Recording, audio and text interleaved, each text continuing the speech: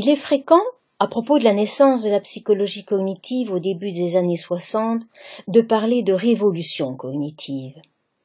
La naissance de la psychologie cognitive marque en effet une volonté de rupture avec le behaviorisme dont elle conteste le principe de la boîte noire selon lequel seuls les aspects observables du comportement seraient accessibles à une étude rigoureuse des phénomènes psychologiques.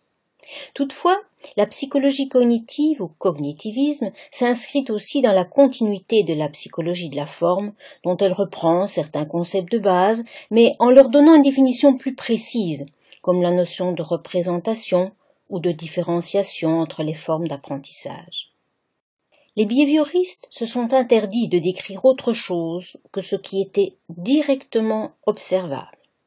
Cela leur a permis de rendre compte d'un certain nombre de processus d'apprentissage relativement simples, mais pas d'expliquer des comportements plus complexes, comme l'acquisition du langage ou la résolution de problèmes, par exemple. La psychologie cognitive et en particulier le traitement de l'information cherche, pour sa part, à comprendre comment l'individu transforme l'information entre le stimulus et la réponse, ce qui lui permet de s'attaquer aux processus cognitifs complexes qui se déroulent au sein de la boîte noire.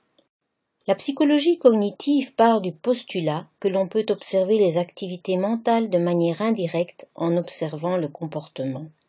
Pour cela, les chercheurs vont créer toutes sortes de tâches et prendre différents types de mesures, temps de réaction, quantité de réponses produites. Sur la base de ces observations, les chercheurs vont produire différents modèles mentaux qui décrivent le fonctionnement de certains processus cognitifs. Un autre moyen d'investigation du fonctionnement cognitif repose sur l'étude des symptômes associés à différents types de lésions cérébrales. Par exemple, on a pu montrer que dans certaines lésions cérébrales au niveau de l'hippocampe, la mémoire procédurale, celle qui consiste par exemple à réaliser des calculs, est intacte, tandis que la mémoire déclarative, la mémoire des faits et des concepts, est très diminuée. Ce qui a vraiment changé aujourd'hui, c'est que les technologies modernes nous permettent d'observer le cerveau en fonctionnement. C'est le cas en particulier de l'imagerie cérébrale fonctionnelle, comme la tomographie par émission de positons, qui est présentée sur la dia, ou la résonance magnétique fonctionnelle. Ces techniques permettent de détecter des variations faibles et localisées du débit sanguin cérébral. Le principe sur lequel s'appuient ces techniques d'investigation est le suivant. Pour faire face aux besoins des neurones les plus actifs, le cerveau régule le débit sanguin de manière à privilégier ces neurones, de sorte qu'ils reçoivent plus de sang que les neurones moins actifs. L'image obtenue permet de visualiser les zones les plus actives par l'apparition de couleurs de plus en plus chaudes dans les zones du cerveau concernées, le rouge étant le plus chaud, ensuite le jaune, puis le vert. Sur cette image, on peut visualiser l'activité cérébrale en fonction de différentes coupes selon le plan horizontal. Les images proposées permettent de visualiser le fonctionnement du cerveau correspondant à 3 types de tâches.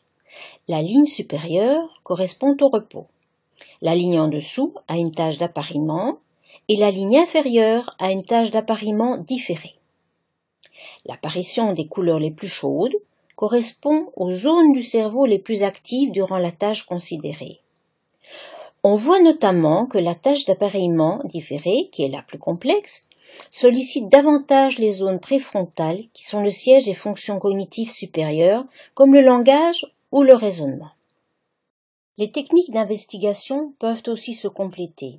Ainsi, l'étude des blessés de la Première Guerre mondiale avait permis de mettre en évidence dans les années 20 que les lésions pariétales gauche du cerveau entraînaient une dyscalculie prononcée. Le patient ne parvient plus à réaliser des opérations élémentaires. Presque un siècle plus tard, l'imagerie médicale a conduit à situer, dans le lobe pariétal, la zone concernée par le calcul. Avec l'arrivée massive des techniques d'imagerie cérébrale, les techniques classiques ne sont pas pour autant abandonnées. Mais l'imagerie cérébrale vient ajouter une certaine compréhension de l'architecture du cerveau qui sous-tend le comportement.